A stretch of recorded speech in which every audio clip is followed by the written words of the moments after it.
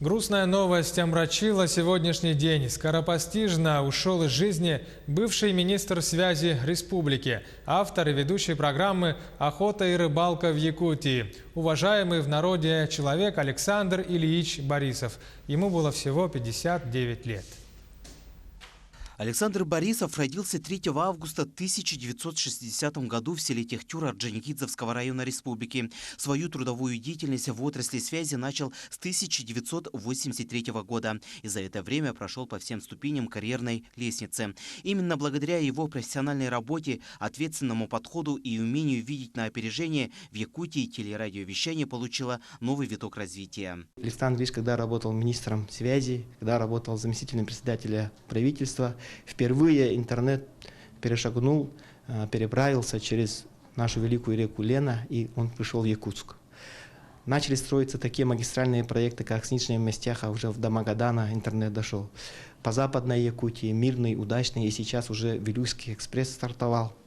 Началась стройка нашего оптоволокна в Заречье. Многие, кто с ним работал, сейчас отзываются о нем как о светлом человеке, профессионале своего дела. Именно благодаря его инициативе в столице республики засияла разноцветными огнями телевизионная башня Якутска и стала достоянием республики. Да, это тоже была чистая его инициатива. 55-летию якутского телевидения, когда был подан первый сигнал.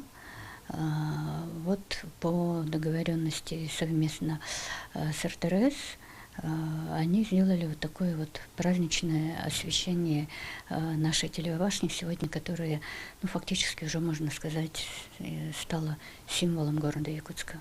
Жители республики знают Александра Борисова по его авторскому проекту «Охота и рыбалка в Якутии». Сегодня на YouTube-страницу канала «Охота и рыбалка в Якутии» подписано около 70 тысяч человек. Молодые коллеги говорят, что Александр Ильич мог видеть в человеке и профессиональные качества и поддержать его начинания. На самом деле, вообще, это огромнейшая утрата, в принципе, для всех. И для нас, для молодого поколения, которые смотрели его программы, учились на них.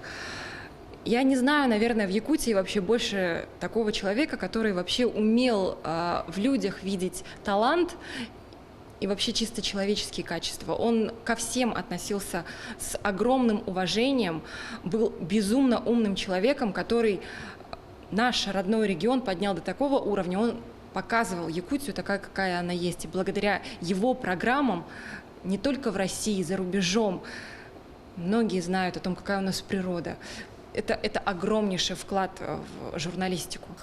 То есть это действительно был человек, который в себе воплотил и такие вот управленческие высочайшие навыки, да, и творческое начало. И сегодня мы все скорбим, и от имени коллектива национальной вещательной компании «Саха» я передаю наши искренние соболезнования на супруге Александре Николаевне, детям, всем родным, близким, друзьям и коллегам. Сегодня родные и близкие Александра Борисова получают слова соболезнования практически со всех уголков Якутии, в том числе и страны. Свои слова соболезнования передал и генеральный продюсер телекомпании «Дикое ТВ», с которым Александр Борисов работал долгие годы. Именно на этом канале проект «Охота и рыбалка в Якутии» имела хорошие рейтинги и полюбился многим зрителям. От нас ушел Александр Борисов. Долгие годы он был моим другом, творческим партнером, замечательным человеком, в высшей степени порядочным, горячо любящим свой родной край. Нас покинул незаменимый автор. Нет слов, чтобы выразить горечь утраты, камнем лежащей на душе. Примите искренние соболезнования родным, близким, команде Александра Ильича. От меня лично и от всего коллектива телеканала «Дикий». Константин Захаров.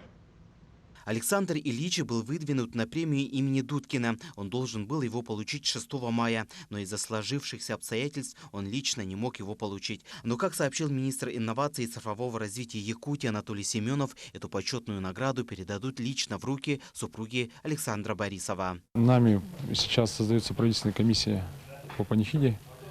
11 мая состоится прощание с Александром Ильичем. Хотел бы выразить соболезнования родным, близким, супруге, детям, внукам, коллегам, которые работали с Александром Ильичем.